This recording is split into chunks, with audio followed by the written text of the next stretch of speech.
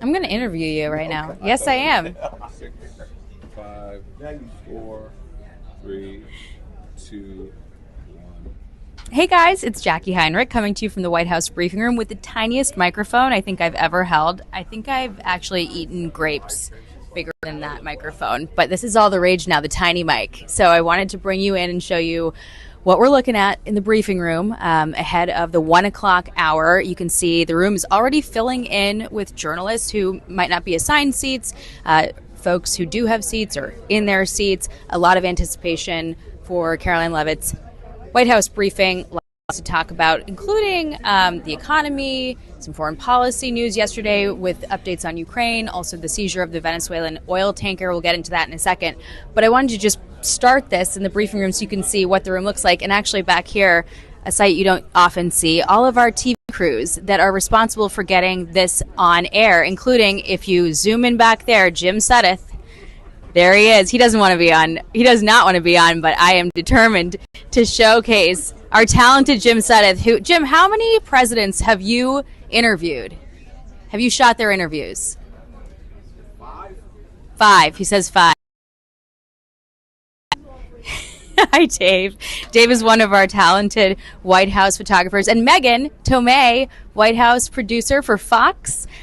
This is the dream team that gets things on the air and makes me look good. Oh, and Skinny Mike is hiding behind Dave. Skinny Mike being skinny back there. I was in Malaysia with Skinny Mike, and he got us on TV flawlessly. Anyway, that's behind the scenes of our crew. We're a group, as can see. But anyway, gonna get you through some tight quarters over here.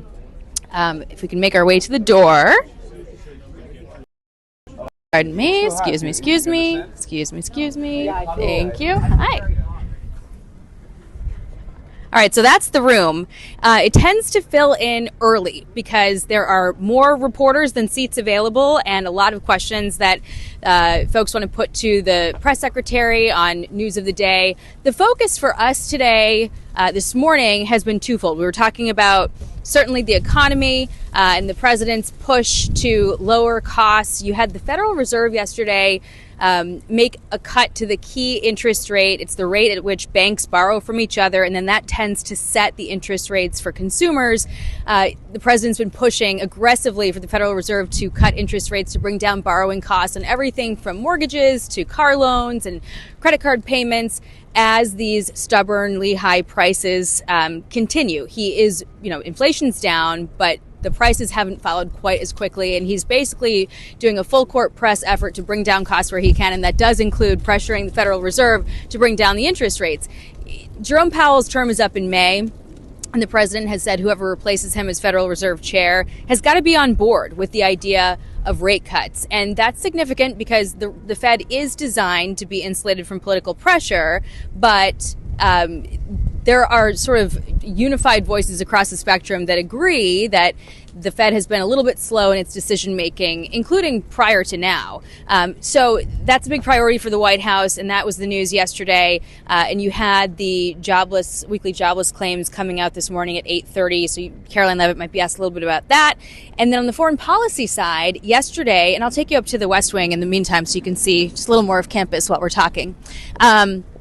On the foreign policy side, yesterday the U.S. seized an oil tanker off the coast of Venezuela, and it's sort of the latest push in this escalating pressure campaign to oust Venezuelan dictator Nicolas Maduro. Now, U.S. officials say that the seizure had less to do with Venezuela than Iran. This tanker had actually, according to Pam Bondi, been sanctioned for many years because of its position in this illicit network of oil shippers bringing sanctioned oil from Venezuela and Iran. So they took the tanker, seized the tanker, and the president was asked yesterday, what's going to happen to the oil? And he said, well, I guess we'll keep it.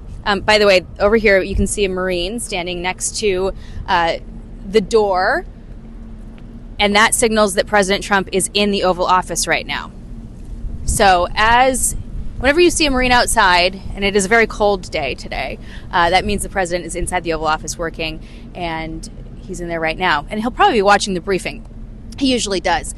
But as far as the Venezuelan tanker goes, we might hear some more questions about where this is going with Venezuela, because the administration has been warning for quite some time we're going to see land strikes soon. There have been more than 20 strikes on suspected drug boats in the Caribbean region. You have about 15% of deployed U.S. naval assets sitting in the Caribbean region as part of this pressure campaign to oust Maduro. And the insistence from the White House that certainly the strikes on drug boats will continue and that land strikes will continue soon. One question I have had that I've been trying to get answered is, if Maduro abdicates from power, are those land strikes going to happen anyway? Because the administration has said that it's not about regime change, it's about the drugs. We're going to take out the drug smugglers and the drugs themselves. And you would think that that might happen regardless, even if Maduro steps down. But of course, that is a question only for them to answer. And hopefully we'll get something like that in today's briefing. It is happening in 20 minutes or so. It's not me in the chair today. I did the early shift for Fox and Friends. So my colleague Peter Ducey is going to be in the Fox seat. And I would take you back down to our workspace, but it is very tight quarters down there. And it might be tough to get back through this wall of reporters. So that's it for now. See you guys later.